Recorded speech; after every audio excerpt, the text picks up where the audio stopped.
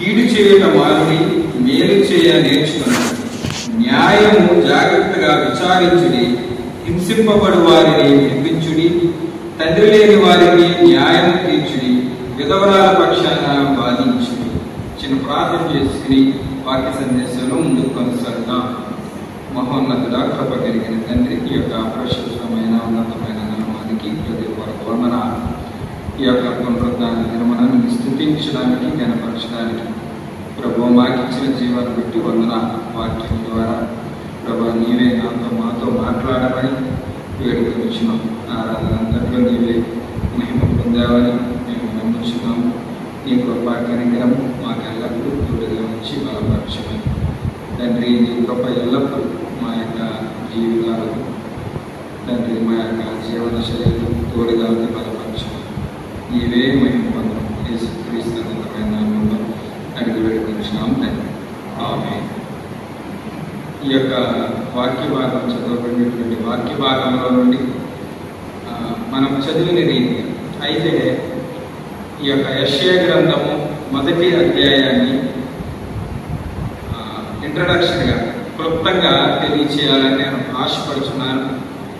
ఈ యొక్క 66 అధ్యాయాల పుస్తకంలో ఉంచబడినటువంటి సారమంతా కూడా ఈ మొదటి అధ్యాయంలో ఈ యొక్క ప్రవక్త యెషయా గారు నిగూఢం చేయడము జరిగింది. అయితే ఆ యొక్క యోధా రాజ్యంలో ఉన్నటువంటి పరిస్థితులు ఎలా ఉన్నాయి, తర్వాత అప్పుడు జనాంగం యోధా ప్రజలు ఎలా ఉన్నారు, అప్పటి పరిస్థితులు ఏ స్థితిగతుల్లో ఉంచబడ్డాయనేది ఒకసారి మనం ఈ గ్రంథంలో ఉన్నటువంటి మొదటి అధ్యాయాన్ని కనుక పరిశీలించి చూసినట్లయితే ఆ యొక్క విధానం మనకి అర్థమవుతుంది. అయితే ఈ యొక్క యెషయా అనేటువంటి పేరు గల అర్థం యెహోవా రక్షిస్తాడు లేదా యెహోవా రక్షణ అనేది. ఇది క్రీస్తుకు పూర్వం 700 సంవత్సరాల మునుపు, అనగా బిఫోర్ క్రైస్ట్ 740 నుండి 682 92 ఆ మధ్యకాలంలో, అనగా 63 ఏళ్ల సుదీర్ఘమైనటువంటి పరిచర్య, ప్రవక్తగా పరిచర్యను యెషయా గారు అందించడం జరిగింది. ఇక్కడ రాయబడినట్లుగా మొదటి అధ్యాయము మొదటి వచనంలో రాయబడినట్లుగా ఉజ్జియా, యోతాము, ఆహాజు, హిజ్కియా అను యోధా రాజుల దినములలో ఈ యొక్క యెషయా ప్రవక్త పరిచర్య చేసినట్లుగా మనం చూడగలం.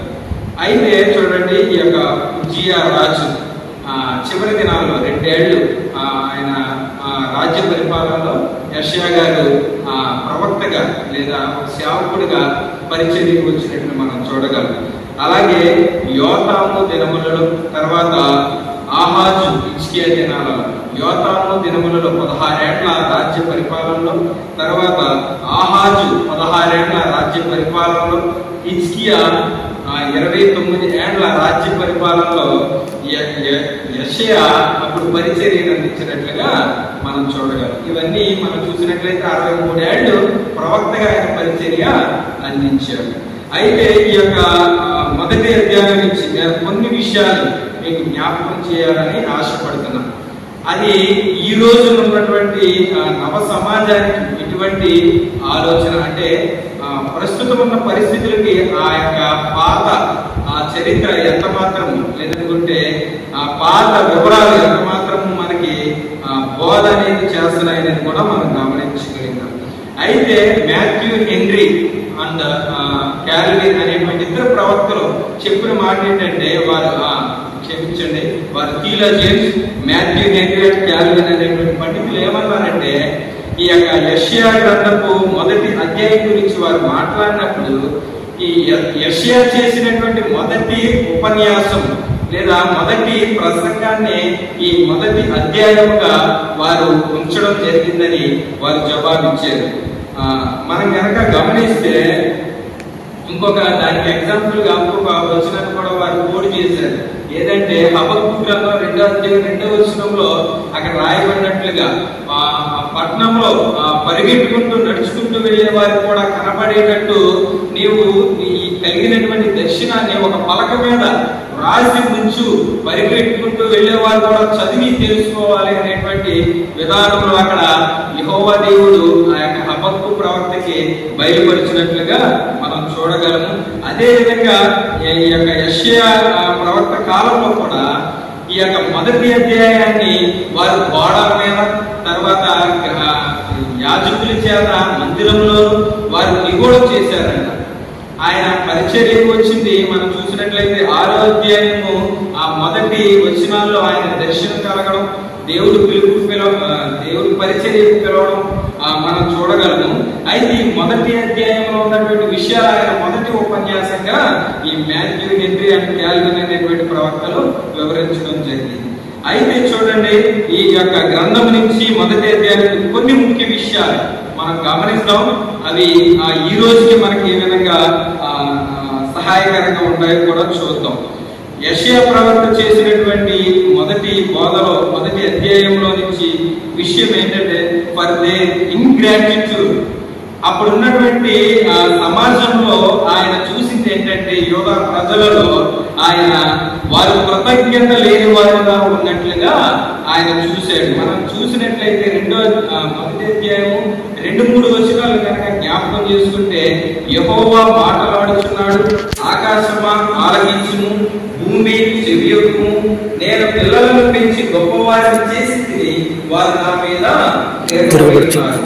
ఎద్దు తన కామాలను ఎరుగును, గాడిద సొంత వాడి దొడ్డిని తెలుసుకును, ఇశ్రాయేలుకు తెలివి లేదు, నా జనులు యోచింపరు.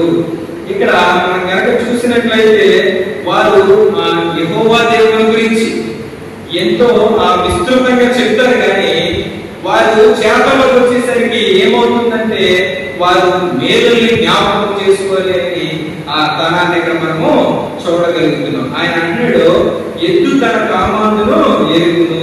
అంటే ఎవరి దగ్గర అయితే పనిచేస్తుందో ఆ యజమానిని అది గుర్తుపడుతుంది అని ఇక్కడ ప్రవక్త చెబుతున్నాడు.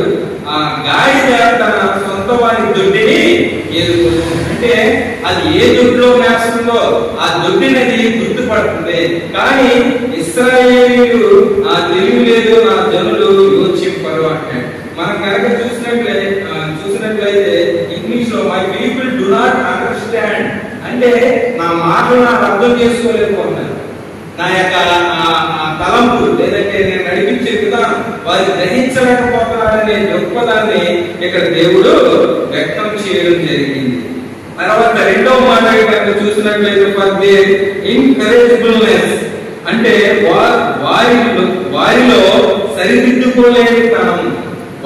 సరిదిద్దుకోలేని తనాన్ని ఆయన చూడడము జరిగింది. 5వ వచనాన్ని కనుక చూసినట్లయితే మొదటి అధ్యాయంలో, నిత్యము తిరుగుబాటు చేయొచ్చు మీరేళ ఇంకా కొట్టబడు, ప్రతి వారు నడినెత్తిని వ్యాధి కలిగి ఉన్నారు, ప్రతి వారి గుండె బలహీనమాయను, అరకాలు మొదలుకొని తల వరకు స్వస్థత కొంచెమైనను లేదు. ఇక్కడ కనుక మనం చూసినట్లయితే వారు తిరుగుబాటు చేయొచ్చు ముందురు, వారిలో సరిదిద్దుకోలేని తనం అంటే దేవునికి లోపడినటువంటి తనం, దేవుని మాటకి ఎదురు చూపేటువంటి తనం. ఇంకా చూసినట్లయితే 2 మాటలు ఇక్కడ మాట్లాడబడ్డాయి. ప్రతి వాడు నడినెత్తి నుండి వ్యాధి కలిగి ఉన్నాడు, ప్రతి వారి ఉండే బలహీనమాయను. ఇక్కడ ఇంగ్లీష్ లో కనుక చూసినట్లయితే the whole head is sick and the whole heart is faint. ఇక్కడ ఇంకొక విషయం గమనించాలి, ప్రతి మనిషి తన మనసు చెప్పే మాటలని నడిచేటువంటి వారు ఉంటారు, లేదా తెలివితేటల మీద ఆధారపడి ముందుకు నడిచేవారు ఉంటారు.